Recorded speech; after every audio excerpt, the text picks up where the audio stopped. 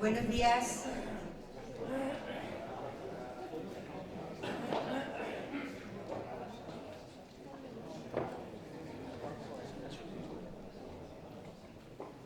Buenos días a todos. Gracias por acompañarnos en esta segunda jornada de este Congreso de los Grandes Vuelos. Y hoy vamos a comenzar con la ponencia o la comunicación de Adolfo Roldán Villén, ¿vale? Adolfo es coronel de aviación retirado, académico de número del Consejo Asesor del Servicio Histórico y Cultural del Ejército del Aire, de las Academias de Historia Aeronáuticas de Argentina, Perú, Chile y Uruguay, y correspondiente de la Real Academia de la Historia y de las Ciencias y Artes Militares. Adolfo también ha sido jefe del ala 48 y de la base aérea de Cuatro Vientos. Y además de todo esto, por si fuera poco, es autor de numerosas biografías de aviadores para el Diccionario Biográfico Español de Cuatro Vientos, cuna de la aviación militar española, y coautor de la Enciclopedia de Aviación y Astronáutica e Historia de la Aviación. Ha participado en diversos congresos de historia aeronáutica y es colaborador de Aeronáutica y Astronáutica, Aeroplano, Tierra, Mar, Aire y ABC. Ha sido secretario general del Servicio Histórico y de la Asociación de Pilotos Veteranos y vicepresidente de la de Escritores Militares Españoles. Es diplomado en heráldica, vesidología y uniformidad y genealogía y nobiliaria. Esto ha sido un resumen. Adolfo nos va a contar hoy, bueno, yo creo que uno de los vuelos de mayor repercusión, ¿no? No solo mediática, sino por todo lo que significó. Así que ni más ni menos que nos va a hablar del Jesús del Gran Poder. Su conferencia de hoy se llama Vuelo Sevilla-Bahía y la ruta de los Andes por el Jesús del Gran Poder. Adolfo, cuando quieras, tuya es la palabra. Muchas gracias.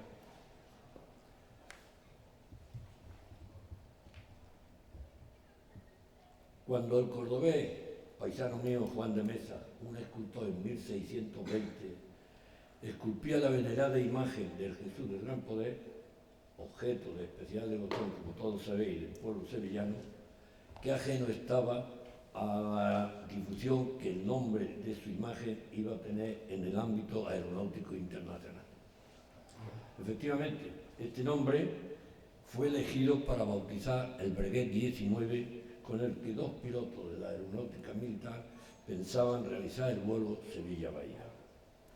Recordemos que en esta época los aviadores españoles jóvenes y casi ociosos por la terminación de la campaña de Marruecos soñaban con emular las glorias conseguidas por los tres primeros grandes vuelos, el Plus Ultra, el Cano y la Atlántida, realizados 3 años antes, en 1926. Así pues, no es de extrañar que en el verano de 1927 el capitán Ignacio Jiménez Martín, famoso porque había formado parte de la patrulla Atlántida y porque había logrado batir los récords de distancia y velocidad en la vuelta aérea de España, quería batir el récord de distancia mundial que ostentaban los americanos Chamberlain y Levin con 6.924 kilómetros. Estos aviadores lo habían conseguido con el avión que tenemos en la pantalla, un Bianca Wright, con el que volaron desde Nueva York a Eisleben en Alemania. Capitán Jiménez, como he dicho, que ostentaba estos récords, pensó escribir al capitán Iglesias para que formase con él la tripulación con la que pretendían vencer y conseguir el récord de distancia mundial. Como era natural, Iglesias aceptó encantado el ofrecimiento, pues le suponía la gloria de internacionalizar su puesto, que al fin y al cabo hasta entonces solo se desarrollaba en vuelos dentro de la península. En aquellos días, Construcciones Aeronáuticas tenía el encargo de realizar 77 aviones Breguet 19, y lo que consiguió esta pareja fue que los dos últimos aviones fueran designados Superbidón, porque le aumentaron la capacidad para volar, para los vuelos de vencer la gran distancia, y posteriormente con el que hicieron, como ayer vimos, el Cuatro Vientos en 1933. El proyecto era salir de Sevilla. Ahí tenemos a la pareja de Jiménez e Iglesias. El Jesús del Gran Poder es el avión asignado, que veremos después toda la decoración que le impusieron al despegar de Tablada. Como digo, el proyecto era salir de Sevilla para dirigirse a la India, con lo que en caso de llegar habrían conseguido batir el récord mundial de distancia. Presentaron la memoria al general Quindelán y le fue aprobada. Pero he aquí el carácter español. Lo que pidieron era lo que le habían obligado, pero ellos no estaban de acuerdo y querían hacer el vuelo diferente. Tenían la obsesión de cruzar el Atlántico, no ir hacia el este por tierra firme, con lo cual tuvieron muchísimos problemas. Aquí tenemos el tríptico de avión, como se ve el aumento de depósito en el centro del fuselaje, con lo que pensaban conseguir aumentar hasta 7.500 kilómetros la autonomía que tuviera el avión. Al ser impuesto por la superioridad la dirección del viejo continente como objetivo del vuelo, los pilotos siguieron con la preparación de este vuelo, pero de forma clandestina continuaron la preparación para ir a La Habana, que es donde ellos pensaban que batirían el récord de distancia. Como era natural, este vuelo podía contar con los organismos oficiales, puesto que era un vuelo clandestino y que ellos bajo cuerda estaban preparando. Pero tuvieron la suerte que conocieron al padre jesuita que estaba en La Habana, González Lanza, que era el director del Observatorio Meteorológico del Colegio de Belén en La Habana. Y este le facilitó todos aquellos datos que las direcciones oficiales en la península no le facilitaron. Pero hasta tanto les entregaban el avión con el que pensaban batir, tuvieron que realizar entrenamiento. Para ello le facilitaron el primer avión Breguet 19 que Construcciones había fabricado. Con ello, el bautizaron, como se ve, el capitán Loriga.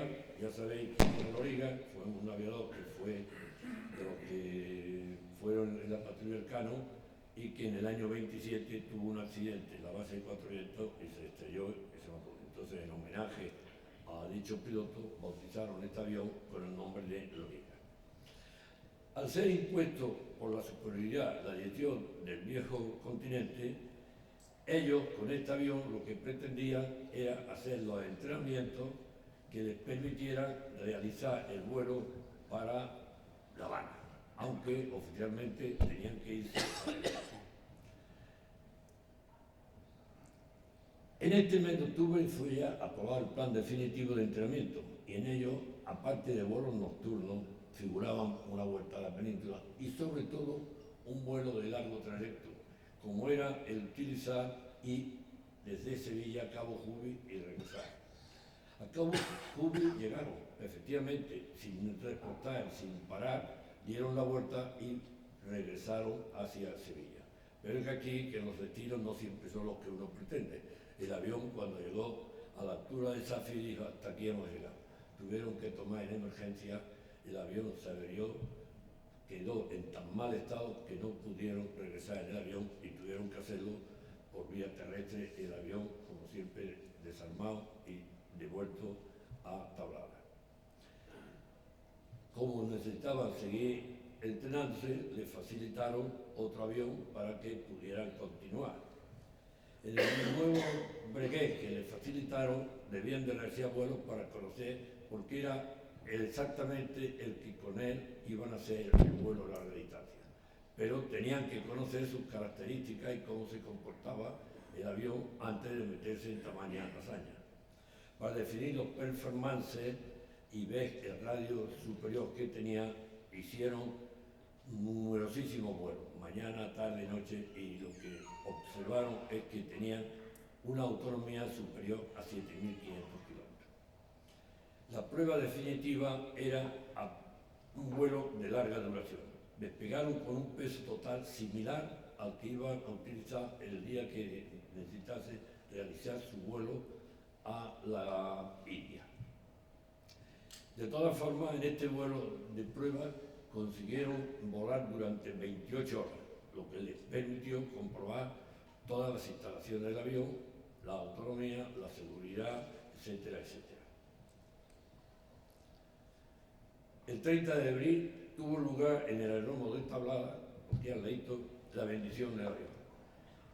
Quisieron los reyes, Alfonso XIII y Victoria Eugenia, ser los padrinos del avión. Entonces la reina, como era tradicional, fue la que realizó la bendición del avión. Pero antes vinieron qué nombre querían darle al avión, y ese le salió espontáneo. Aunque cuentan una historia de que una viejecita se les acercó y les contó una historia, la realidad es que ellos eran hermanos de la cofradía del Jesús del Gran Poder de la iglesia de aquí en Sevilla, San Lorenzo, y entonces les salió espontáneo el nombre. Los reyes llegaron a Tablada, allí les esperaba toda la comisión de autoridades, incluido el cardenal Hyundai, sevillano, que era el que iba a bendecir el avión. Bendijo el avión y la reina, como es tradicional en los bautizos, o era tradicional, ya no se bautizan los aviones, pero en aquella época, contra el buje de la hélice, se dio una botella de vino de Jerez. Concretamente las crónicas ponen hasta la marca de Tomé. Y así continuaron. Efectivamente, necesitaba un avión, ya estaba bendecido, ya estaba, y ahí tenemos que el rey Alfonso XIII, que era muy aficionado y le gustaba participar, se fue al avión a conocerlo, a charlar con los pilotos y tener un encuentro antes de que pudiese actuar en su vuelo hasta... Después de varios aplazamientos designaron el día 9 de mayo como fecha de partida. El día anterior asistieron a una salve despedida a Nuestra Señora de la Antigua, curiosa imagen que fue la que Colón también dedicó su rezo antes del viaje a descubrir América. El día 9, cuando todo estaba listo para la partida, hubo que retrasar el despegue hasta el día siguiente, por una intensa niebla que cubría el aeródromo, cosa muy normal en aquella época y sobre todo en una base pegada a un río.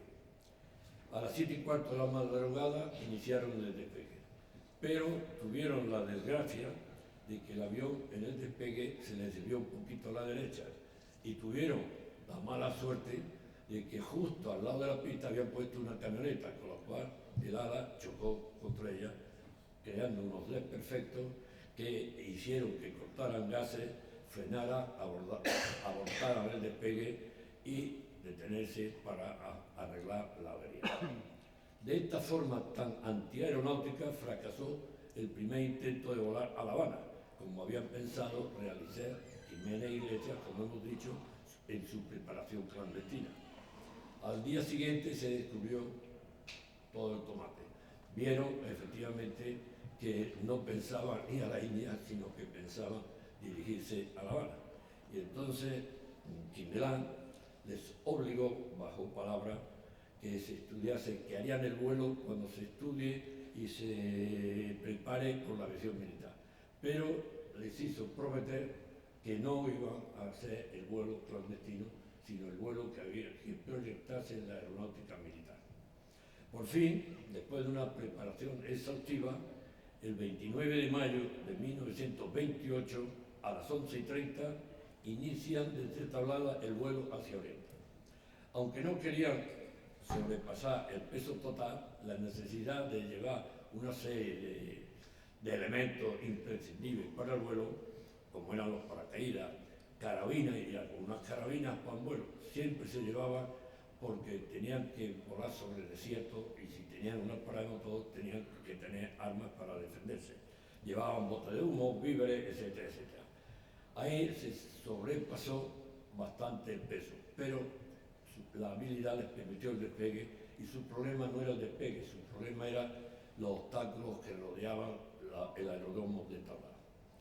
Por Gibraltar llegaron al Mediterráneo, cogieron las condiciones meteorológicas extraordinarias, hicieron la travesía del Mare Nostrum al Mediterráneo, penetraron en Asia Menor por Alepo y a partir de este momento lo que era una buena meteorología se le transformó en una tormenta de arena. Tormenta de arena que lo que hizo fue que se le averiase el motor, tuvieron que tomar en un punto muy próximo entre la Éufrates, entre Bandai y Basora, en un lugar que después, hace pocos años, fue muy célebre, Nasiriyah. En esta ciudad los beduinos los detuvieron y los tuvieron arrestados hasta que la Fuerza Aérea Inglesa, la RAF, que estaba en Basora, los liberó. Pero de todas formas el avión estaba averiado y tenían que mandarle desde Barcelona una serie de piezas. Como es siempre, los repuestos en aviación se piden, pero nunca se sabe cuándo llegan. En esta época se cumplió el requisito porque hasta 3 meses no les mandaron desde Barcelona la posibilidad de las válvulas, que era concretamente lo que tenían averiado.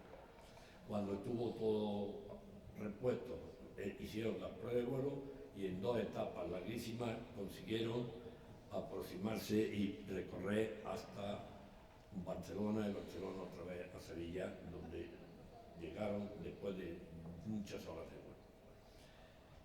Cuando estuvo reparado fue cuando volvieron, pero ahora esta vez ellos, después del éxito que habían tenido y la mala suerte, ya pidieron oficialmente dirigirse a Cuba.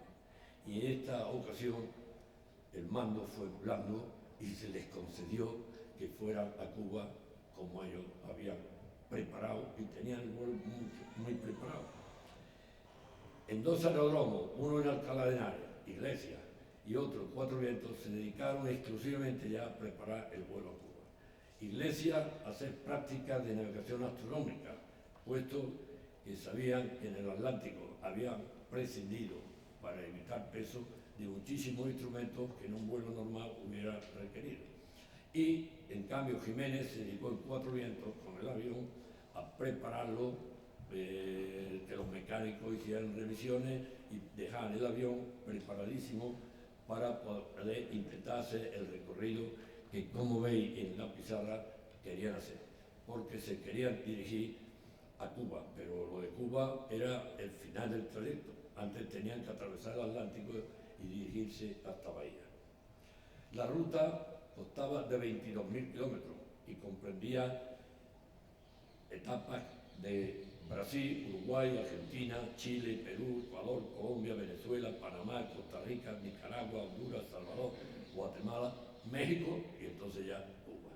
Como veis, era un viaje muy largo y los medios con los que contaban en aquella época no eran precisamente los más apropiados, pero ya sabéis que si no fuera por nuestros antepasados aviadores aventureros, probablemente la aviación estuviera todavía iniciándose en volar.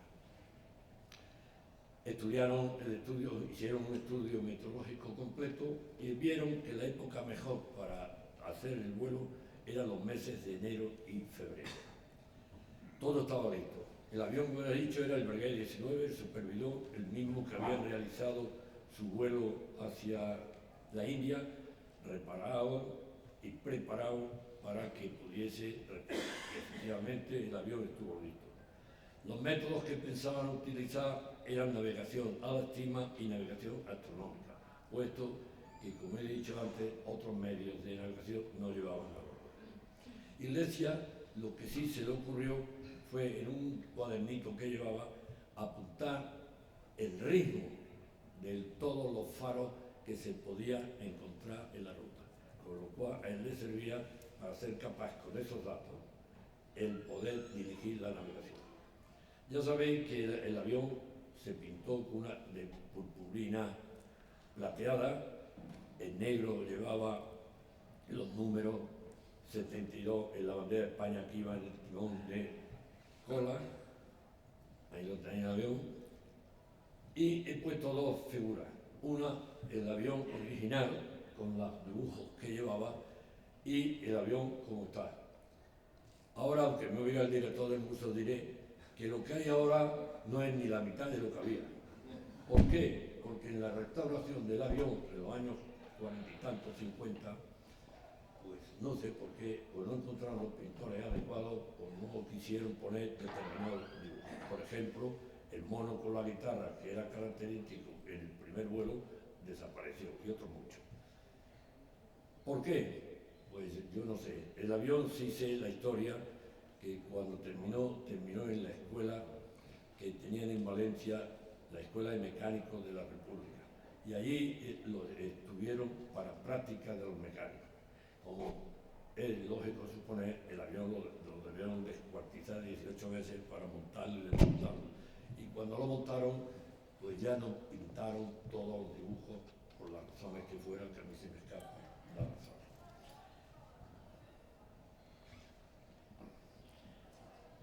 Esta decoración no voy a insistir porque estaríamos hablando de la cantidad de dibujos, porque en la parte derecha del timón Juan Lafita pintó un nazareno de la cofradía del Jesús del Gran Poder. En la parte izquierda del timón majo llevaba la grupa de su caballa una muchacha típica de la escena de la romería andaluza. En ambos cierres llevaba pintado un flamenco con sombrero y con una botella de manzanilla en la mano, y al otro lado un mono tocando la guitarra. Todos estos dibujos eran obra de Martínez de León. Eran amigos de Juan Lafita, Martínez de León y Antonio Jiménez, y fueron estos los que lograron decorar el avión a manera de andaluza. En los costados llevaban la giralda, una elegante mujeres vestidas de flamenco, trajes de gitana, y sobre todo, como eran los inicios de las posibles exposiciones iberoamericanas de Sevilla y la de Barcelona, también llevaron pintados los carteles.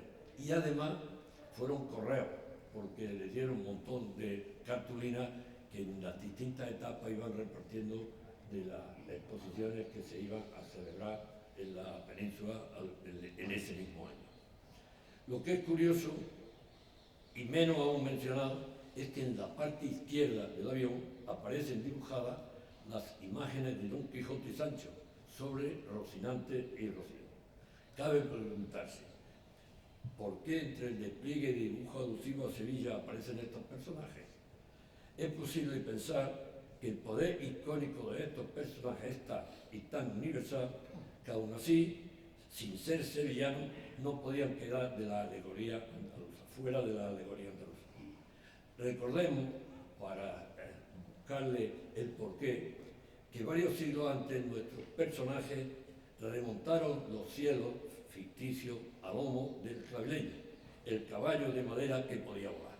Y entonces pienso que a algunos de los pintores se les ocurrió esta semblanza para poder comunicar el que fuera Don Quijote Sancho Panza en el.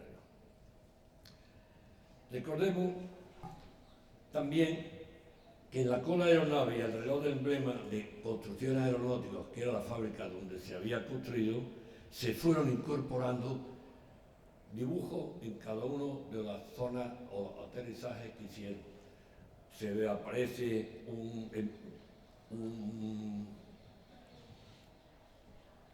una pintura hecha por un piloto de la RAF cuando estuvieron en Basora.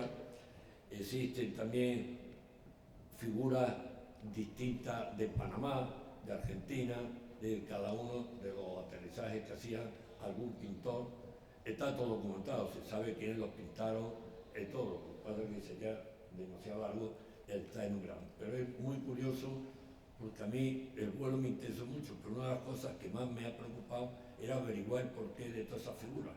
Y de eso he dedicado muchas horas buscando y he conseguido bastante información de por qué. El día 23 de marzo de 1929 ya reciben del Servicio Meteorológico Enrique Meseguer el parte que le informa que la situación meteorológica en el Atlántico iba a ser favorable en la primera parte. Y efectivamente efectuaron el despegue porque había luna llena y por lo tanto les venía muy bien para poder desarrollar la primera parte. Se acomodaron Jiménez y Iglesias con trajes curiosos, con trajes de paisano, con corbata, y encima se colocaron los monos de vuelo, que en ese caso, como eran de cabina abierta, llevaban resistencia eléctrica para calentarse del frío que si subían a determinada altura y en la travesía del Atlántico podían tener. Es curioso la carga del combustible, pero aparte llevaban la carga del combustible humano. Llevaron dátiles, higos, termos de leche, botes, que algunos de los que estamos aquí los conocimos, que es botes de ceregumil, reconstituyente, nutritivo, alimentario, que de niños nos gustaban. Y ellos pues debían llevar porque les debía dar fortaleza para soportar el vuelo. Despegaron tras dificultad en el despegue porque la pista les venía un poco corta porque se pasaron. Como siempre los pilotos dicen, no se puede cargar tanto y al final tragas con que te carguen más de lo que oficialmente debería. Con lo cual el despegue se prolonga y en tablada en aquella época la pista era demasiado corta para las necesidades del avión. Despegan, se dirigen directamente a dar un paseo por encima de Triana, van a la iglesia de San Lorenzo y en aquel preciso momento, como era Domingo de Ramos, pues había una procesión desfilando por la calle y entonces se le ocurrió una cosa que no estaba prohibido o no está prohibido, pero que se hacía y se seguirá haciendo y da un poco una pasada sobre él. Entonces el párroco paró la procesión, alzó los brazos, bendijo y rezaron porque se realizase la travesía con buen fin. Cuando despegaron, se dirigieron atravesando la parte de la península hasta el Cabo Esparté, para allí ir hacia Casablanca y continuar por toda la costa africana para ir poco a poco desarrollando el vuelo, porque ellos la parte para atravesar la iban a iniciar desde Dakar, en el Senegal. Todo lo demás fueron atravesando recorridos sobre nuestra parte africana, los protectorados, con los nombres, no los cito porque los nombres de los cabos que existió en toda la aventura, ninguno se llama ya como se llamaba en aquella época. Por tanto, sería curioso que si hablamos del cabo fulanito, ahora se llama de otra forma. Entonces, no merece la pena. Lo que sí es que iban desarrollando el vuelo y se iban encontrando, y es típico en la zona de Casablanca, todos los que hemos volado en eso, a baja altura, siempre hay tormenta, hay nube, hay cumulonimbus, y entonces ahí tuvieron que andar subiendo y bajando porque el avión no estaba preparado para realizar lo que actualmente llamamos vuelo instrumental. Llevaban rudimentarios instrumentos y tenían que ir fuera de nubes en todo momento. Cuando llevaban 7 horas y 20 minutos de la salida de Tablada, ya pasaron por Cabo Jubi. Y en Cabo Jubi teníamos una colonia de muchos españoles. Entonces les dieron una pasada porque consideraron que así ellos transmitirían hasta Tablada o a Madrid el paso del avión y era una especie de control de radar humano para controlar el vuelo perfectamente. Como digo, descendieron, efectivamente no consta si avisaron o no, pero esa fue su intención. La primera parte de la travesía del Atlántico, que iniciaron, como he dicho, cerca, se cumple el pronóstico de alisios favorable. Pero es aquí que pasa el tiempo y lamentablemente se confirma el pronóstico que los aviadores tenían sobre la zona de la Calma, que era más abundante la lluvia en esa época, en la primera parte de su travesía. Los cúmulos mismos vuelven a aparecer y ello les obliga a ascender para ir por encima de la nube. Jiménez procura sortear los cúmulos y asegurar simultáneamente la visión de la bóveda celeste que para el vuelo en navegación astronómica es necesario para situarse a través de las estrellas. Entonces fue una lucha entre el piloto deseando llevar por un lado y las necesidades del navegante. Y eso es más apuro cuando entre ellos no tenían comunicación. Se tenían que pasar los papelitos escritos de una cabina a otra porque no existía. Para llevar poco peso habían eliminado el equipo radio. A medianoche ya perforan la capa de nube para descender e intentar localizar la isla de Fernando de Noroña, célebre isla que en el vuelo del Plus Ultra tuvo una importancia tremenda. Llueve con fuerza, no ven ningún agujero por donde poder sobrevolar la masa de agua, pero su necesidad es imperiosa para comprobar que efectivamente no haya muy desviado de la ruta que iban siguiendo. Normalmente en aviación se sigue una ruta con unos nombres, la doxodrómica, la ortodrómica, son las serias y formales en la aviación, y después los pilotos siempre hemos considerado la más importante, que es la carreterodrómica, que es seguir una carretera que esa nunca está perdida. Eso se hacía cuando los aviones eran de baja, no podían subir mucho y los pilotos no eran excesivamente formados.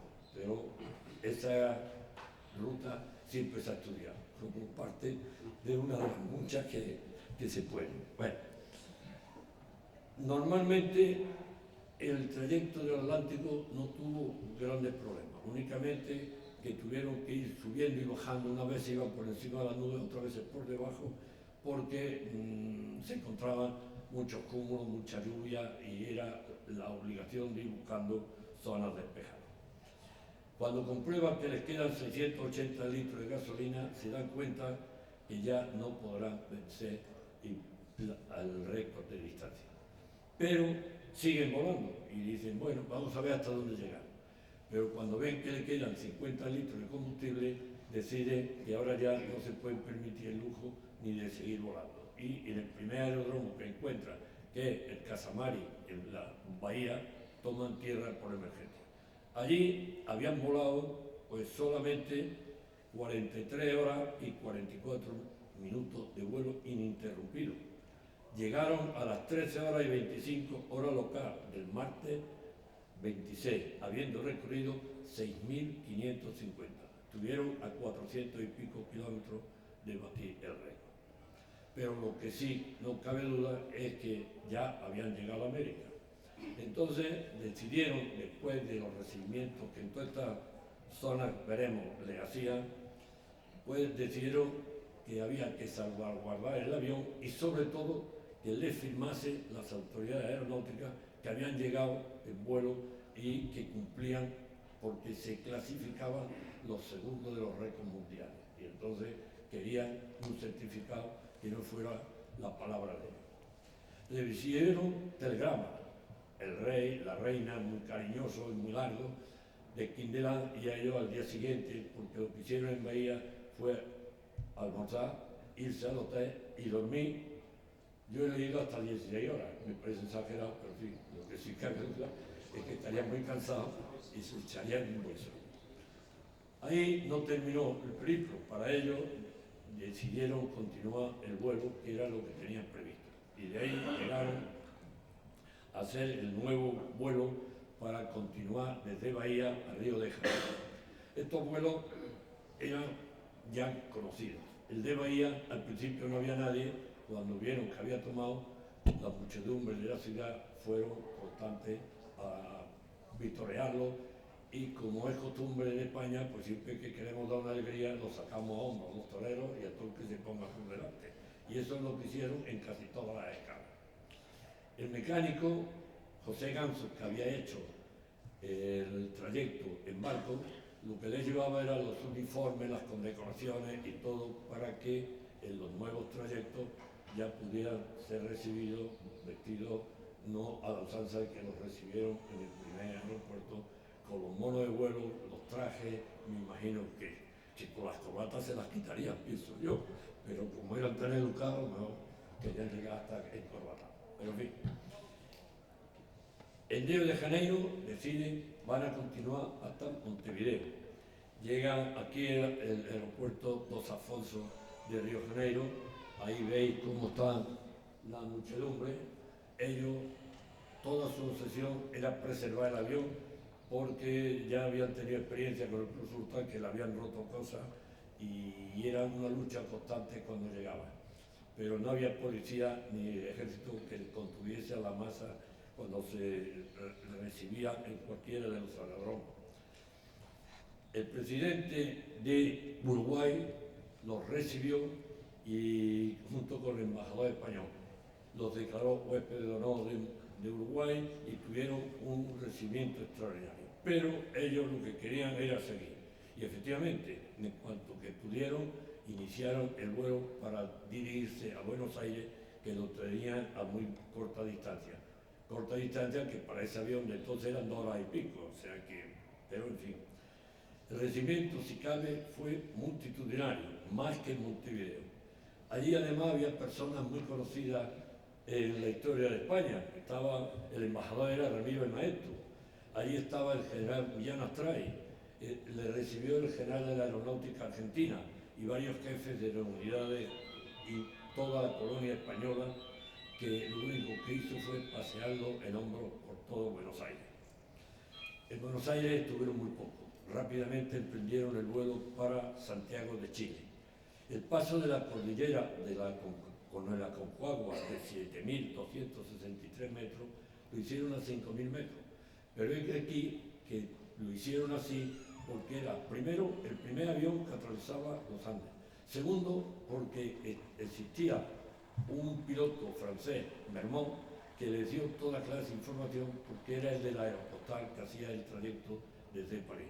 Les dio la información y a 5.000 metros atravesaron directamente la cordillera del Andes. En Santiago de Chile fueron recibidos por el subsecretario de la Guerra. Y hay aquí que entonces les pidieron que tenían que ir a ver al presidente. El presidente lo que les pidió fue que le transportase desde Santiago de Chile a Lima el protocolo del acuerdo que se había firmado entre Perú y Chile, el acuerdo de Tacna y Arica. Estas eran 2 ciudades que los chilenos se habían apropiado de ellas, pertenecían a Perú. Hubo una guerra, la guerra del Pacífico, pero al final se firmó un tratado que les dio la posibilidad a los chilenos de quedarse con Arica para siempre, y Tacna volvió a su antigua procedencia de Perú. Entonces le pidió que llevase a Lima, al presidente de Lima, el protocolo del acuerdo. Y así lo hicieron. En Santiago de Chile lo recibió el presidente y llevaba el acuerdo. El 23 despegó rumbo a Arica, población entonces peruana situada precisamente en el territorio ante Lima. Al llegar a Lima, lo recibió el presidente y le entregaron el acuerdo que llevaba. En Lima, pues como siempre, multitud. Cuentan las crónicas que le hicieron cerca de 40.000 personas.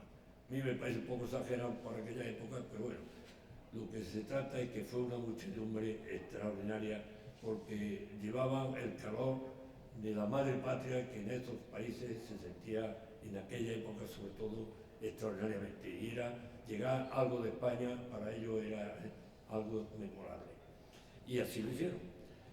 En Perú les sorprendió la época de la lluvia. ¿Qué trascendencia tuvo? Pues que muchos de los campos donde iban a tener que despegar en su trayecto hacia Cuba se habían encharcado y no podían tomar tierra. La salida fue que el archipiélago, en vez de irse al aeropuerto de Guayaquil, que no se podía tomar, tuvieron que dirigirse al de Colón, a Francis Fier, un aeropuerto en Panamá, para que les permitiese continuar. Sobrevolaron El Salvador, Honduras, Colombia, sin poder tomar tierra porque las condiciones de los campos de aterrizaje estaban en muy malas condiciones. La salida de Colón para Nicaragua la hicieron el 9 de mayo y, como digo, saltaron todos estos países por imposibilidad de tomar tierra. Pero, ¿qué fue lo que les obligó además a saltarse algunos campos justificando con la lluvia? Que el gobierno español les obligó a que estuvieran un día determinado en Cuba. ¿Por qué? Pues porque había una misión extraordinaria que había salido en el almirante Cervera, en el crucero, el ministro Marina y una comisión extraordinaria para la toma de posición del presidente, ¿cómo se llamaba? Bueno, ahora me saldrá. Machado, Gerardo Machado, que era el que toma. Y entonces les obligó que estuvieran en Cuba para la toma de posición de Machado. Con lo cual ellos tuvieron que realizar las etapas lo más cortas posible y forzando la máquina todo lo posible. El día 17 de mayo aterrizaron en La Habana, última etapa prevista del recorrido americano. Habían recorrido 22.000 kilómetros y habían volado 121 horas. Pero ellos, su idea no era terminar aquí. Ellos querían seguir hacia el norte por Norteamérica y por Terranova volver a España y volver a Sevilla para cerrar el circuito.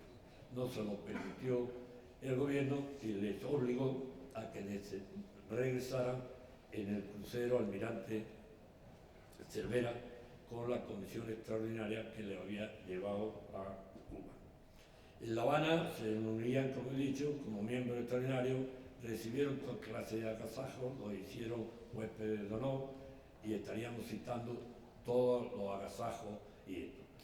Si yo fuera como el ponente de ayer, sociólogo, diría la parte sociológica de estos viajes que verdaderamente a mí me han intrigado, pero que yo no tengo la capacidad de analizarlo y dejo con los historiadores profesionales, como este joven historiador, que sean capaces. Porque si veis todas las fotografías de sus estancias, como los bailes que lo organizaron, como las mujeres, y yo creo que todo el mundo se volcaba con estos españoles que llevaban el calor de España a estos países.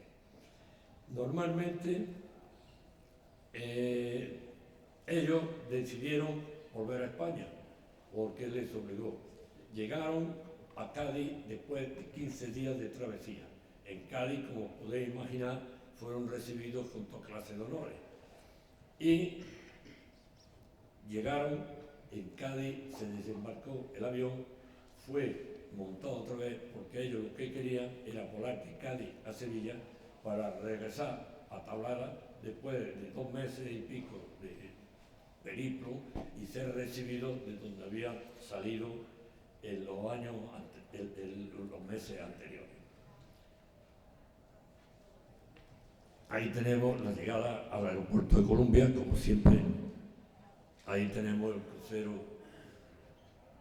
entrando en el puerto de La Habana, el almirante García de los Reyes, el embajador Méndez Núñez, el secretario de Guerra de Cuba y el padre Gutiérrez Lanza, famoso porque fue el que les facilitó la metodología para hacer su primer intento de dirigirse a Cuba. En Cádiz los recibieron al regreso de la misión especial y ahí los tenemos, son la hermana de Jiménez y familiares y algunos de los antiguos aviadores que habían hecho grandes vuelos. Ahí, si veis, está Franco, está Durán, en fin, fue un recibimiento apoteósico. De ahí volaron a Sevilla y, como es lógico, en Sevilla ya se volcaron a tope, porque si antes en estos pueblos o en estos sitios se habían volcado, el regresar a Sevilla, de donde habían partido, fue apoteósico. Las azoteas de todos los edificios fueron llenados de gente, las sirenas de los barcos del río, las azoteas, todo. Fue maravilloso la llegada. Pero ellos tenían su idea que tenían que regresar a Madrid. Y esa misma tarde, después de los triunfos que habían tenido, tuvieron que irse para Getafe. Y si en todos los sitios les recibieron personas, en Getafe cuentan las anécdotas, las crónicas, que hubo 50.000 personas. Le recibió el infante don Alfonso de Borbón y Battenberg en representación del rey, el piloto aviador, que si veis el cuadro que aquí está, el infante de Orleans, que era piloto, el primer piloto que tuvo la aviación española fue el infante, con el título más antiguo, aunque la crónica después, su primer grupo de pilotos se hizo 4 vientos después de que este aviador lo hiciera en Francia. Pues ahí fueron acompañados y en Madrid fue apoteósico. ¿Cómo quiso el rey homenajear a esta pareja? Pues con un broche de oro, y es recibirlo en el Parque del Retiro madrileño, entregarle, hacerlo gentil hombre de su casa y condecorarlo con la medalla aérea. Para el que no sepa, la medalla aérea es la condecoración en tiempo de paz más importante que tiene el Ejército del Aire actual, en aquella época la aviación, igual que el Ejército y la Marina tiene esa medalla, la más importante. Y ese fue el broche de oro que el rey Alfonso XIII le quiso dar. En el Parque del Retiro se reunieron para la imposición, ahí lo vemos en su momento, de entregarle y ponerle las condecoraciones. Efectivamente, hay que resaltar que no existe, en algunos de los vuelos se han hecho monumentos al avión o a los tripulantes. Este avión adolece de que no se hizo nunca ningún monumento, hasta los gallegos del Ferrol, como él era del Ferrol, se les ocurrió en los 25 años del vuelo crear un monumento, no al vuelo, pero sí a Iglesia. Y existía, no sé si existe porque los tiempos han cambiado, un monolito a Iglesia en el Parque de la Reina Sofía en el Ferrol, que de granito no tiene importancia desde el punto de vista artístico, únicamente el de la emoción de verlo. Y ahí estaba también el del otro vuelo, el de Franco, Ramón Franco, que también sé si existe o no existe. Existen los dos. El de Franco es muy deteriorado, ¿no? No lo quería decir. Bueno, de todas formas, aquí tenéis el monolito, la iglesia, solo lleva una cartela donde escriben una serie de al héroe y tal, y el escudo de aviación. Y el granito no tiene parte artística ninguna, pero recuerda este vuelo. Y además, como hicieron un álbum, recuerdo, que es interesantísimo, que hayan tenido oportunidad de verlo, en un bloque con toda fotografía enorme de todos sus trayectos, y es interesantísimo. Está el original, no sé dónde está, pero hay copias, sí sé dónde está, pero no lo digo. Pero hay copias, en el servicio histórico hay una copia, una fotocopia, llamémoslo así, porque en un vuelo que se hizo ya años, tuvieron la amabilidad, no sé si fue en Argentina o en México, de regalar una fotocopia del original. Y otra cosa curiosa es que existe un pasodoble al Jesús del Gran Poder, que no he logrado la partitura. Yo he logrado la partitura del Plus Ultra toda, que la entregué al servicio, porque nos la regalaron un viaje a Buenos Aires los argentinos, una copia. He luchado por intentar conseguirla porque es desconocida, el pasodoble al Jesús del Gran Poder, que existe en algún sitio, pero que no he podido descubrir. Y eso es todo. Yo espero que el vuelo por lo menos le suene a partir de ahora. Es el más largo y con más etapas, y el que teóricamente mayores dificultades encontraban, porque lo realizaron en un avión terrestre para atravesar el Atlántico. Hoy dirían que es una locura. En aquella época los pilotos eran muy aventureros y se atrevieron a realizar un viaje que hoy estaría verdaderamente prohibido en los aviones de esa categoría, poder atravesar el Atlántico en su parte más ancha. Muchas gracias.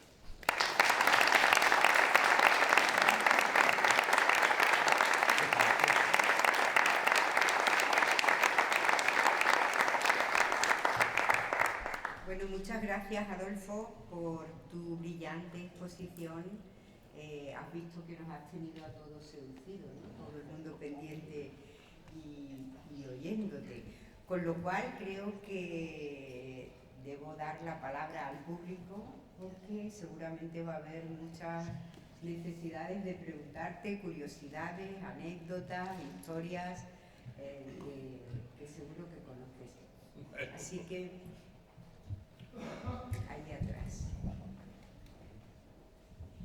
Hola, yo solo quería que nos cuente alguna curiosidad sobre la expedición al Amazonas de Iglesias, que fue avalada hasta por García Lorca y por todos los grandes intelectuales del momento, y qué pasó con esa expedición, así grosso modo. Gracias. Pues el gobierno le compró un buque, el Cántabro, un avión, una avioneta, para que Iglesias, nombrado director de la expedición al Amazonas, recorriese todo el Amazonas para traer información de la botánica, la fauna, etc. Desgraciadamente estaba ya muy próximo a una época que en España fue muy convulsa y en un cambio de gobierno lo que antes era blanco ahora era negro y echaron abajo esa expedición que la iba a hacer Iglesias. No se llegó a hacer porque el gobierno consideró que ya no era oportuno. Los cambios de gobierno pues traen consigo muchas veces estos tejemanejes que lo que era hoy blanco mañana no es tan blanco. Entonces, al final pagó Iglesias el pacto de no hacer esa expedición que durante 2 o 3 años estuvo preparando. Y como era muy concienzudo, estaban detalles al mínimo, los tenía perfectamente. Parte de todo eso estaba en La Coruña y iban a entregarlo al servicio histórico, las hermanas de Carlos Iglesias, pero fueron más rápidos los gallegos que en Madrid y consiguieron que se lo donase a los archivos de, no sé cuál de los archivos gallegos está. Lo cuento como broma porque yo participé en esa historia. Está en el archivo del Reino de Galicia. Exacto. Y Pues se hizo eso. una preciosa exposición de todo el proyecto amazónico. Pues las hermanas nos ofrecieron con carta que figura en nuestros archivos y estuvimos en La Coruña, me parece que vivían, viendo la posibilidad de la donación, de la venta. Al final pues fueron más ágiles y se os quedaron en el archivo, que me parece bien, al fin y al cabo lo tenemos a disposición en cualquier archivo de España. Yo me quejo desde mi punto de vista de haber estado en el archivo histórico nuestro. Sí, bueno, soy Manuel Parrilla de la 38 Promoción. Muchas gracias, mi coronel, por la conferencia, magnífica. Creo que va a ser una ponencia de referencia sobre este vuelo en el futuro. Yo le quería hacer 2 preguntas. La primera es con referencia a la bibliografía sobre este vuelo. Aparte de las fuentes primarias y la ponencia de Pérez San Emeterio, que creo que se hizo un seminario en el año 83, con motivo del 50 aniversario del Cuatro Vientos, ¿existen más bibliografía, digamos, en modo abierto, donde nos podamos ilustrar sobre el Jesús del Gran Poder? Y luego, por otro lado, la segunda pregunta, a lo largo a partir del vuelo del Jesús del Gran Poder, aparecen múltiples referencias a una unidad que no sé si llegó a asistir de forma formal, que fue la escuadrilla de experimentación, de la que Mariano Barberán, la escuadrilla, no sé si se me oye bien o distorsionado.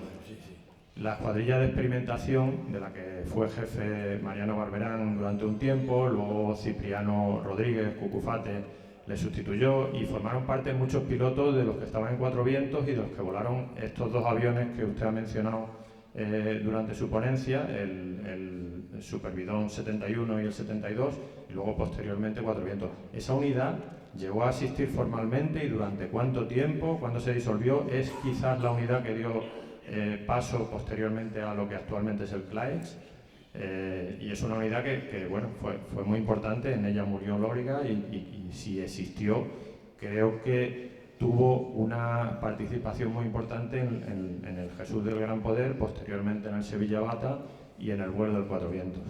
Nada, muchas gracias. Vale. Respecto a las fuentes, yo al que quiera seguir el vuelo perfectamente, hay una revista que se llama Alas, de los años 20 y tanto, 29, donde describe el vuelo perfectamente, desde el punto de vista de seguir todas las etapas, con fotografías muy buenas. Esa es la fuente. Luego, por supuesto, toda la información que tenemos de Iglesias, de Jiménez Díaz. Jiménez Díaz fue un piloto muy bueno, pero después su vida personal a partir de estos vuelos fue muy azarosa. Se casó en Filipinas, pidió la baja de aviación, se fue a Filipinas, durante la guerra vino, pero ya no actuó como piloto, sino como comandante de infantería, volvió al Ejército del Aire a la aviación, y al final falleció en Madrid muy joven, después de haber vivido muchos años. Iglesias, en cambio, continuó, llegó como ingeniero, permaneció en el Ejército del Aire. Y hay mucha información. De la escuela de experimentación, con respecto a los vuelos, en todo tuvo que ver, porque eran los pilotos que estaban destinados allí, eran los más capacitados entonces para conseguir estudiar las performances de cada tipo de avión.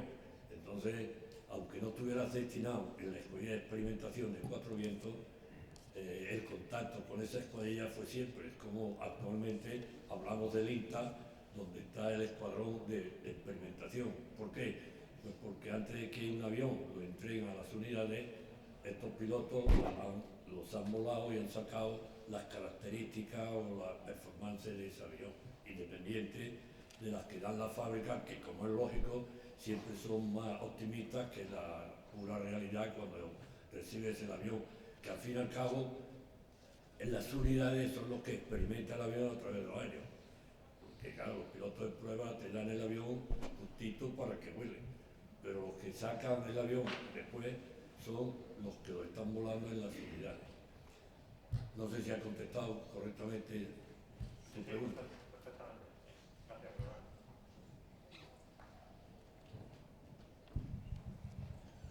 Perdona, solo contestarte que hay un libro específico de Iglesias Brahe que se ha publicado en Ferrol, el autor es Guillermo Llorca y creo que la editorial es Embora, me parece, no estoy segura de la editorial, pero se ha publicado hace poco con todo el periplo de Iglesias Brahe, toda la parte también del Amazonas y sus últimos tiempos en Ferrol. Ah, lo tengo, luego te lo presto. De todas formas, le contesto que existe un libro que se llama Cuna de la Aviación Militar Española, donde todo esto está descrito abundantemente. Como soy el autor, puedo dar fe de que así todo está.